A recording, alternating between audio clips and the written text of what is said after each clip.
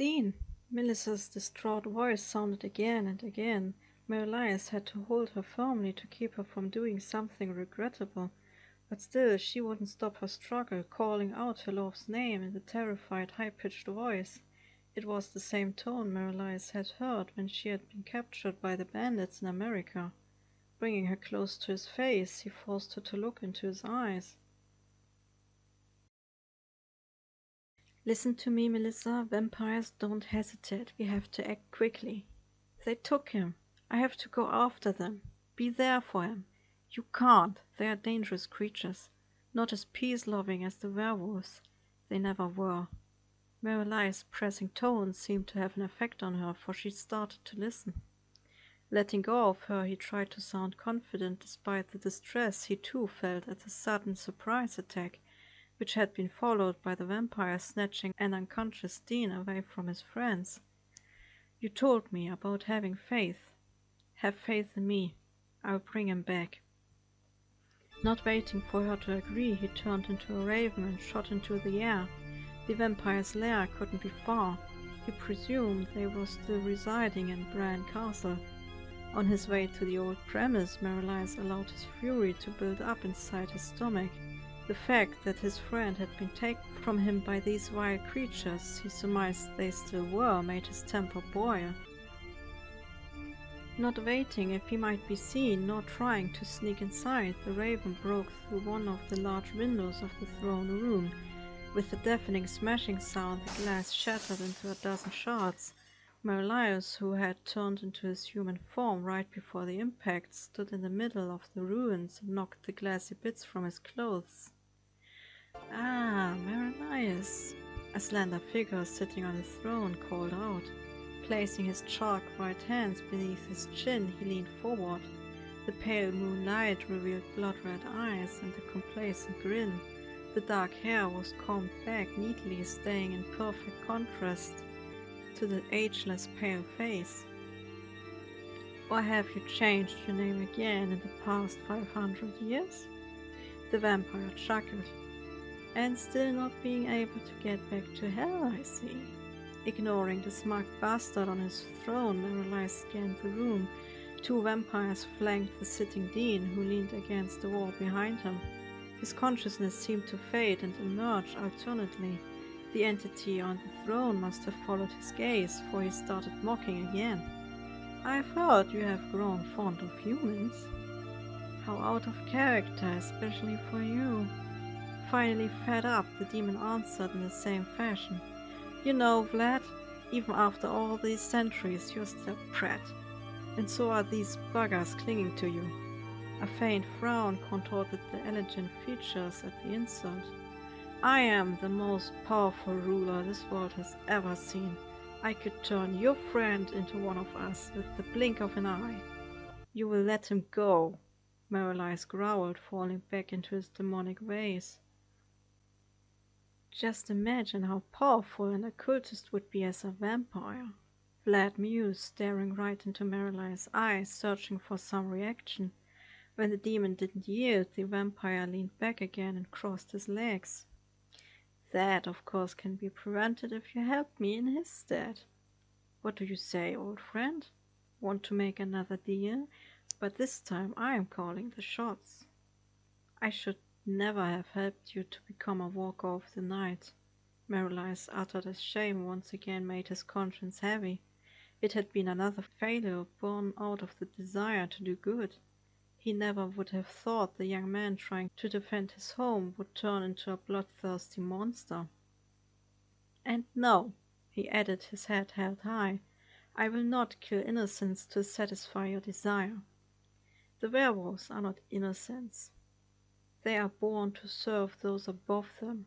We can't feed upon them. If they don't serve, what good are they?" Another dark cloud of fury rose in Marius' chest as he listened to the arrogant statement. "It's infuriating you," Vlad observed him with a tilted head as if he were some rare insect. "But you don't have a choice," the vampire added in visible ecstasy. "It's the wolves or your friend. Don't be a fool. You help us and your pet goes free." A smile revealed sharp white teeth, among them the longer vampire fangs. The fact that Vlad felt joyous when others suffered was enough to make the demon blow up. Glaring down his nose in sheer contempt, he thundered in a booming voice. "Now listen up, you egotistical git. You forget one thing. My powers may be weak, but I am still stronger than the lot of you." With lightning speed, Merelias drew his sword and sprang towards the vampires holding his friend. Before any of them could react, the demon cut off the head of the first and kicked the other through the broken window. "Try regenerating from that, twat!" he sneered at the bleeding corpse. Merelias turned around just in time to prevent Vlad's blade from penetrating Dean. For a moment their swords were locked in position by the equal forces wielding them. Merelias could see his flaming red eyes reflecting in the opponent's steel, together with the contorted demonic face. He was glad the others wouldn't see him right now. The vampire's eyes taunted him in silence while they struggled back and forth. With a kick in the stomach, Vlad was catapulted into his throne. The impact let the cold stone crack in some places. At the same time, the large doors opened and more vampires entered like a river. "Kill the boy!" Vlad commanded with the old familiar bloodlust in his voice. Merelias had encountered on the battlefield so long ago. The fear for his friend, the hatred at the vampires, but most of all the fury he felt towards himself made the demon abandon his soul for a moment. Embracing the heat of battle, he laughed like a madman as he stormed into the crowd of undead. Kicking and slashing, he made the bodies fall or fly as black blood started to cover the ground. Merelias himself was wounded several times, adding a tint of red to the color on the stone. It didn't matter. Their weapons couldn't kill him, and he welcomed the pain. Roaring like a beast, he sprinted back and forth to protect the seemingly unconscious man. Delight flooded his mind and body at the destruction he caused, and he didn't prevent himself from enjoying this sensation. He was a fallen. He didn't have to care about the righteousness of his deeds. All that mattered to him now was the safety of those he traveled with. The whole skirmish couldn't have taken longer than a few minutes, for the moon still shone as he cut down the last bloodsucker. Seeing his forces diminished, Vlad came down to take on the demon himself, but even centuries of experience couldn't beat Merelias. With his blood-drenched hand, he gripped the impaler's throat after a few exchanged blows. Firmly he pressed the Day Sleeper against the wall. Taking Vlad's own sword, he rammed the blade so deep into the vampire's heart it sank itself into the stone behind. Gasping from the pain, Vlad tried to take the steel. His hands clasped it sluggishly and attempted to move the sword, yet his strength faltered and he bowed his head in defeat. After you won the war, you did nothing to keep these skills you had earned yourself. Your arrogance towards lesser creatures was your downfall. Merelias turned and went to his friend. "You can't kill me, Merelias. You can't erase what you did to the world." The man laughed maniacally behind him between coughs. Down on the only area free from blood, Dean was looking at him with glassy eyes. When the man realized what was approaching, he suddenly shrank away, still not quite in the waking world. "No, don't you come closer," the delirious man stammered while trying to crawl away. "Dean, it's me," Merelias said, trying to sound more like his old self. "Ah, demon, creature of the abyss." Merelias' movement stopped at those words. Dean was afraid of him. He feared him. His friend. The realization drove a dagger into his heart. Staring at the man who seemed to be scared to frenzy, the truth he had tried to conceal hit him with full force. He could never be friends with humans. Not really. They would always end up terrified of what he was, what he had become. "See?" The vampire still mocked even in his pathetic state. "Evil can't turn good." Merelias ignored the madman. "I'm sorry, Dean, but you probably won't even remember." Turning into a great black dragon, he took the semi-conscious man into his front claws, cradling him like a baby and setting the whole place on fire. Vlad's screams echoed through the ravaging flames when the dragon unfolded his wings, which would carry them back to the werewolves. He was sure Nathaniel would have taken Melissa there for protection. The tribe was running around like chickens when the scaly creature descended. Dawn's first beams were shut out by the black wings, but calm soon spread when Marilyes transformed back into his usual self. Dean had fallen unconscious in his embrace during the flight, although a shiver seized the body from time to time. "He needs help," the demon said to the people who gathered. "What did they do to him?" Melissa asked upon taking Dean into her arms. "Nothing," Marilyes spoke reassuringly. "They did nothing to him." Concluding that his job was done, he turned to go. Her gentle hands made him stop as she stepped in front of him. "Thank you, Marilyes." A kiss on the cheek followed, spreading a warm feeling in the demon's frozen heart. He wanted to smile at her, but the gesture didn't quite reach his outer shell. Mimicking his own sorrow, Melissa looked at him. "Marilyes, what's wrong?"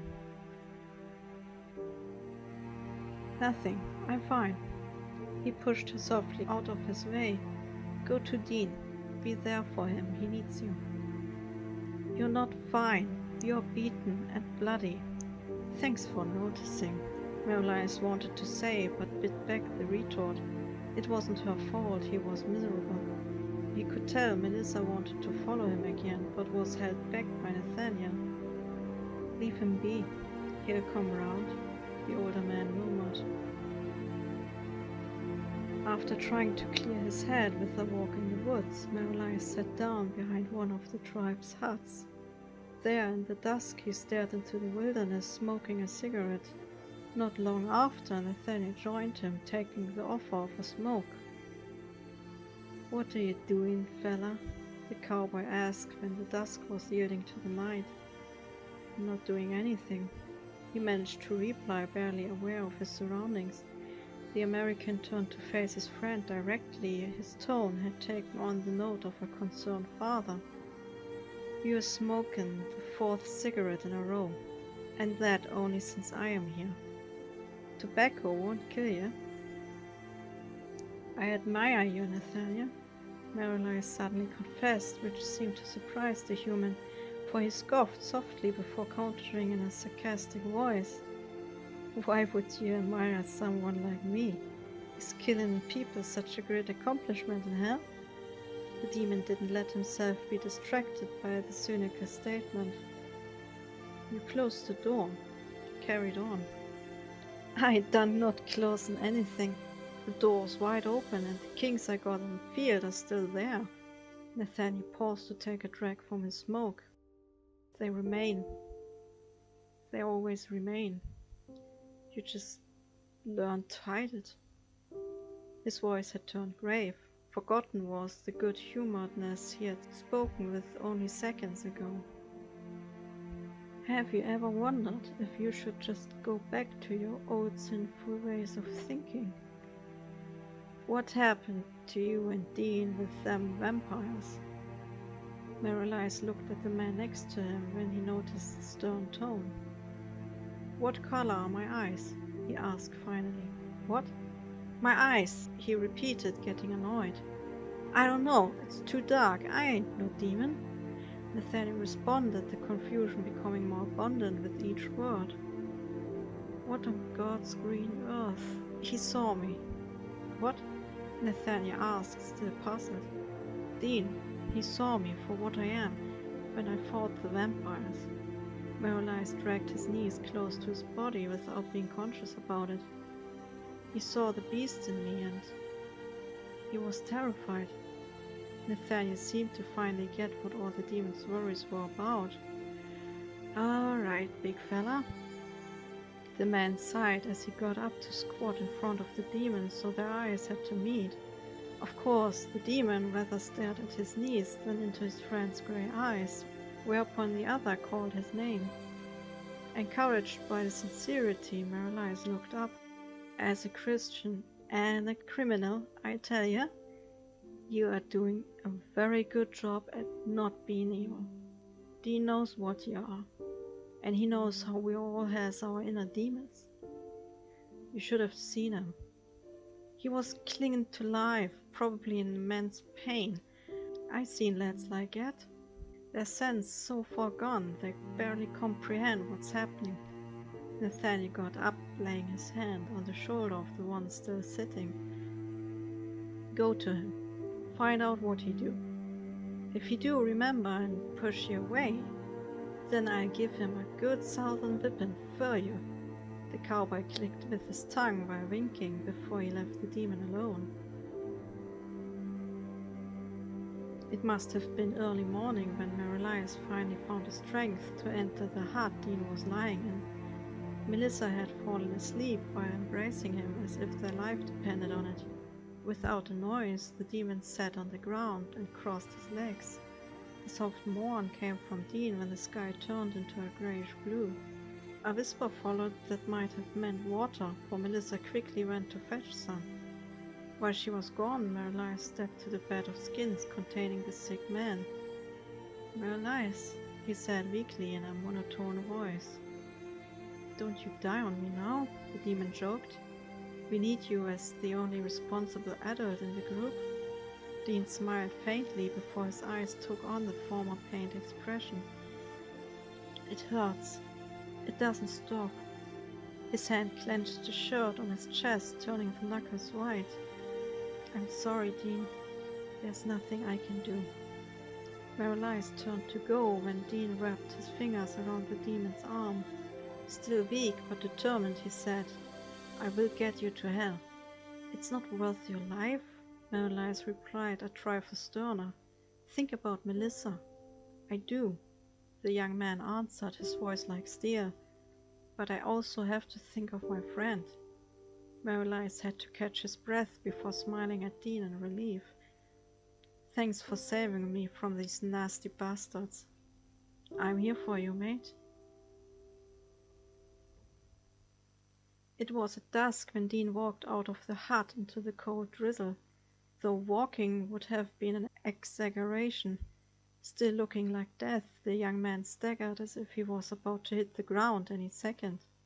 Melissa supported him reluctantly, telling him to go back, but the stubborn fool wasn't listening to anyone. "You look worse than Nathaniel," Marielias uttered dryly upon approaching him. "Hey," came the slightly enraged command from the man following behind Marielias. "I am ready to open the gate," Dean said in the same resolute tone from before. "You are barely ready to walk," the demon countered, belittling the man. Perhaps when insulted his friend would listen to reason. Dean, however, seemed to carry off the remark. "The pain is bearable. It's now or never." "What does your bonny lass say about that?" "She has faith in him," Melissa cut in, answering for herself. "There's no going back, Marielias. Nessa warned me. I chose this." "What if you do die, eh?" "I won't," was the last and final answer Dean gave, fixing the demon with blazing amber eyes.